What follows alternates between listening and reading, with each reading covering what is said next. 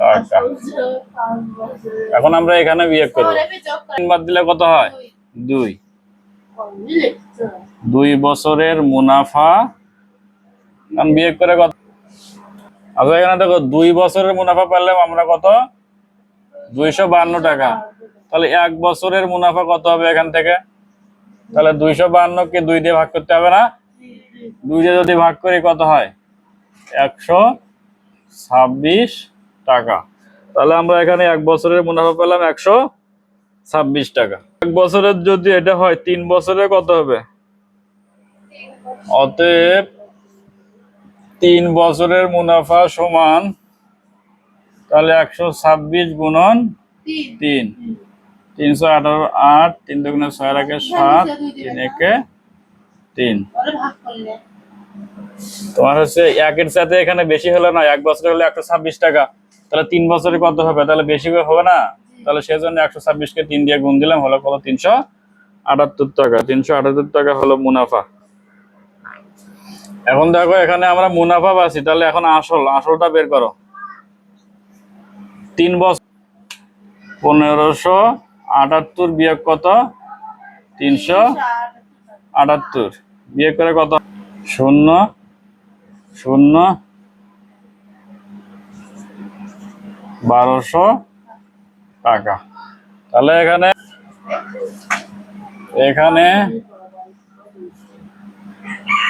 আসল P equal 1200 টাকা।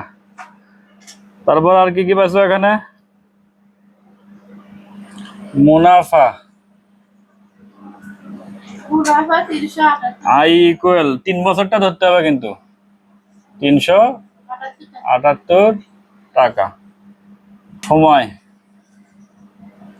সময় এন ইকুয়াল টু 3 বছর। মুনাফার হার আর ইকুয়াল কত?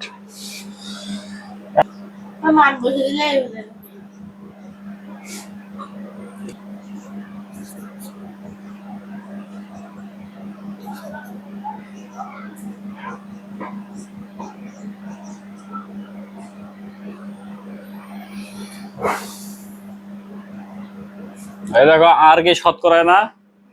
আর তো শতকরা, সেই জন্য এর সাথে 100 গুণ দিয়ে দিলাম একবারই এখানেই। পরে আর গুণ 378 গুণন 100, পির মান 1200 গুণন এনের মান 3, এই শূন্য কাটা গেল। তার মানে 126 ভাগ 12। এখন এটা দশমিক করো, 126 কে 12 দিয়ে ভাগ করলে কত হয়? এখন আসল 1200 টাকা, মুনাফার আর 10 দশমিক